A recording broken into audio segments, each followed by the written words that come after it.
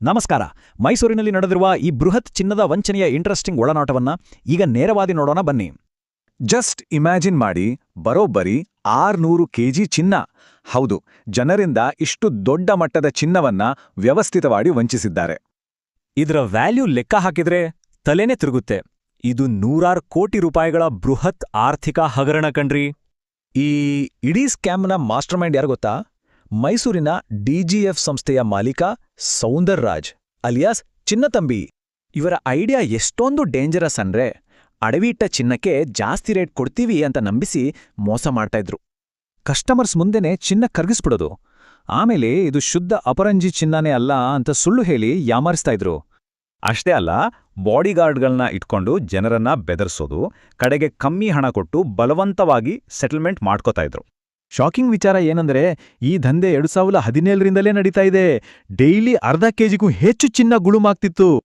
ಉದಾಹರಣೆಗೆ, ದಾವಣಗೆರೆಯ ಮಹಾಂತೇಶ್ ಅನ್ನೋರ ಕೇಸ್ ನೋಡಿ. ಇವರಿಗೆ ಬರೋಬ್ಬರಿ 64 ಲಕ್ಷ ರೂಪಾಯಿ ಮೋಸ ಆಗಿದೆ.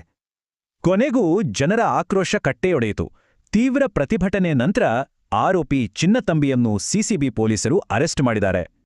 ಪೊಲೀಸರು ಸುಮ್ಮನೆ ಬಿಟ್ಟಿಲ್ಲ. ಬಿಎನ್ಎಸ್ ಮತ್ತು ಕೆಪಿಐಡಿ ಕಾಯ್ದೆಯಂತಹ ಕಠಿಣ ಕಾನೂನುಗಳ ಅಡಿಯಲ್ಲಿ ಇವನ ಮೇಲೆ ಕೇಸ್ ಹಾಕಿದ್ದಾರೆ. ಈಗ ಸ್ಕ್ಯಾಮ್ನ ಅಸಲಿ ಮುಖ ಆಚೆ ಬರ್ತಾ ಇದೆ. ಆಲ್ರೆಡಿ 200ಕ್ಕೂ ಹೆಚ್ಚು ದೂರುಗಳು ಪೊಲೀಸ್ ಠಾಣೆ ಮೆಟ್ಟಿಲೇರಿವೆ. ಶಾಸಕ ಶ್ರೀವತ್ಸ್ ಅವರು ಹೇಳುವ ಹಾಗೆ 600 ಕೆಜಿ ಚಿನ್ನ ಅಂದ್ರೆ ತಮಾಷೆನಾ? ಇದರ ಹಿಂದೆ ದೊಡ್ಡ ಜಾಲವೇ ಇದೆ. ಈ ವಂಚನೆಯ ಲೆವೆಲ್ ನೋಡಿ.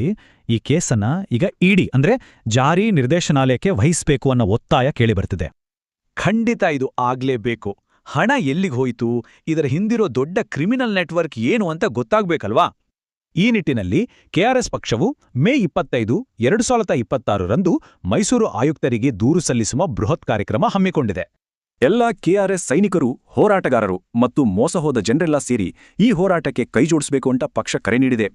ಇದೇ ಸಮಯದಲ್ಲಿ ವಂಚನೆಗೊಳ್ಳಾದ ಪ್ರತಿಯೊಬ್ಬರೂ ತಮ್ಮ ದಾಖಲೆಗಳೊಂದಿಗೆ ಬಂದು ದೂರು ಕೊಡಿ ಅಂತ ಮೈಸೂರು ಸಿಸಿಬಿ ಪೊಲೀಸರು ಮನವಿ ಮಾಡ್ತಿದ್ದಾರೆ. ಇನ್ಫಾರ್ಮೇಷನ್ಗಾಗಿ 369 ಸಮೃದ್ಧಿ ಸಕ್ಸೆಸ್ ಚಾನೆಲ್ ನೋಡಿ. ಕೊನೆಗೂ ಈ ಸಂತ್ರಸ್ತರಿಗೆ ತಮ್ಮ ಕಳೆದುಕೊಂಡ ಚಿನ್ನ ಮರಳಿ ಸಿಕ್ಕಿ ನ್ಯಾಯ ಸಿಗುತ್ತಾ?